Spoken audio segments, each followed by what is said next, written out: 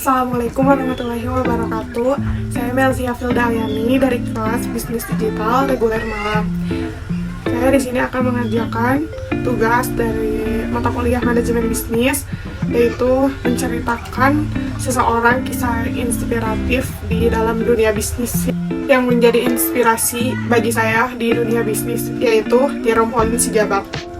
Jerome Pauline Sijabat lahir di Jakarta pada tanggal 2 Mei 1998 dari Bapak Marohan Sijabat, yaitu seorang pendeta, dan Ibu Krisi, seorang ibu rumah tangga. Jerome lahir sebagai anak kedua dari keluarga sederhana dari 3 bersaudara, dengan kakak pertama yang bernama Jaihan Sijabat dan adik yang bernama Joseph Sijabat. Jerome lahir pada saat krisis moneter dan kerusuhan pada tahun 1998. Saat bayi, Jerome yang seharusnya diberi asupan gizi yang baik, orang tua Jerome tidak memberikan susu. Jangankan untuk membeli susu, untuk kebutuhan sehari-hari pun sangat sulit sekali.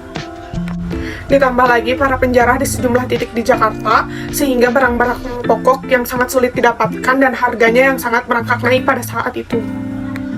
Di tahun 2004, Jerome dan keluarganya berpindah ke Surabaya. Saat itu, Jerome berusia 6 tahun dan baru akan memasuki sekolah dasar. Kedua orang tua Jerome sempat kesulitan mencari sekolah dengan biaya yang terjangkau.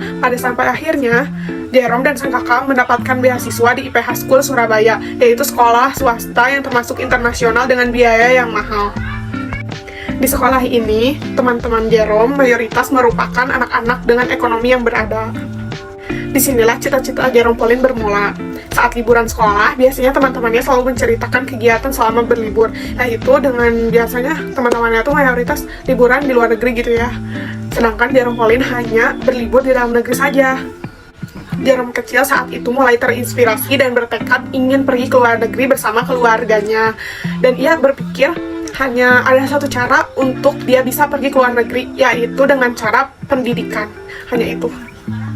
Berawal dari cita-cita Jerome Pauline yang polos, hal ini menjadi pegangan selama ia menjalani masa sekolah, yaitu agar selalu mendapatkan beasiswa. Bahkan sejak di bangku SMP, dia sudah rajin mencari informasi kuliah di luar negeri, dan dia bercita-cita ingin kuliah di NUS Singapura. Cita-cita Jerome Pauline untuk berkuliah di luar negeri sempat tidak diizinkan oleh kedua orang tuanya karena kendala biaya, dan ayahnya sempat bilang bahwa jika ingin kuliah di luar negeri, kamu hanya bisa berdoa kepada Tuhan aja gitu. Terus Jerome Pauline tapi tetap optimis agar bisa berkuliah di luar negeri dengan beasiswa full tanpa mengeluarkan biaya dari orang tuanya sedikit pun. Banyak yang bilang bahwa Jerome adalah anak yang multi talenta. Padahal untuk mencapai semua itu, Jerome perlu latihan yang rutin dan mengasah selalu skillnya. Dengan dukungan keluarganya, yaitu aturan bahwa hanya boleh main game dari hari Jumat sampai hari Minggu. Hari Seninnya sampai hari Kamis, ia hanya bisa untuk fokus mengasah skill dan belajar. Ketika SMP, dia menghabiskan waktunya untuk mengasah skill seperti futsal, basket, pingpong, bahkan bermain musik seperti piano, drum, dan yang lainnya gitu ya. Terus waktu SMA, dia mulai aktif di paduan suara, terus dia mulai serius menyusun strategi agar dia bisa kuliah di luar negeri. Lalu ia mendapat masukan dari gurunya untuk terjun ke dunia olimpiade. Dan saat itu banyak banget yang harus Jerome korbankan, seperti hal-hal kumpul bareng teman-teman, terus menghabiskan waktu ya seumuran dia gitu ya, waktu SMA gitu. Banyak dihabiskan waktu bersama teman-teman itu nggak ada, jadinya semuanya untuk belajar gitu, untuk olimpiade dia gitu. Di awal dia terjun ke dunia olimpiade, itu nggak mudah. Dia pernah sering gagal, bahkan ya sampai nggak pernah masuk final. Tapi waktu kelas 11, dia berhasil juara olimpiade, juara ketiga matematika di Universitas Brawijaya pada tahun 2014. Dan kemenangan Jerome diikuti dengan perlombaan lainnya di bidang matematika, farmasi, teknik kimia. Bahkan hadiahnya berupa undangan dan beasiswa di Universitas Indonesia. Tak berhenti di situ, catatan prestasi yang dia raih antara lain juara 1 tingkat nasional UNM, juara 1 Industrial Game ITS, medali emas Internasional Kangguru Mathematics, terus juara 3 Olimpiade Teknik Kimia Nasional, terus juara 3 lagi Olimpiade Matematika Universitas Wijaya Kusuma, dan seterusnya bertambah. Pada Januari 2016, Jerome mulai mengikuti ujian di universitas impiannya, yaitu NUS, Singapura, dan NTU. Pada Februari 2016, dia tidak diterima di NUS Singapura, dan kemudian disusul pada bulan Maret, dia mendapat penerimaan di NTU namun tidak dengan beasiswanya. Jerome masih ingin mengejar cita-citanya dengan beasiswa full, karena dia berpikir dia tidak akan bisa dan merasa berat jika kuliah di luar negeri tanpa beasiswa. Pada saat itu, Jerome sangat berputus asa untuk kuliah di luar negeri. Akan tetapi dia mendapat kabar baik dari kakaknya bahwa ada beasiswa Mitsui Bussan ke Jepang, dan dia ikuti tes itu. Mulai dari tahap seleksi berkas, tes tulis, cek kesehatan, wawancara, dia lewati semuanya. Pada akhirnya, dia mendapat kabar bahwa dia lulus mendapat 1 dari 2 beasiswa di Jepang. Perjuangan Jerome rasanya tidak pernah berhenti. Pertengahan 2016, Jerome memulai perkuliahannya. Selama sebulan juga ia harus mengikuti pelatihan bahasa Jepang dan mengikuti beberapa tes Japanese University yang berisi tes kimia, matematika, fisika, dan bahasa lainnya dalam bahasa Jepang yang nantinya akan digunakan untuk mendaftar di universitas terkenal di Jepang. Dan pada akhirnya Jerome diterima di Universitas Waseda, yaitu universitas yang terletak di Tokyo, yang merupakan salah satu dari 2 universitas swasta yang paling prestisius di Jepang. Jerome mengambil jurusan matematika terapan.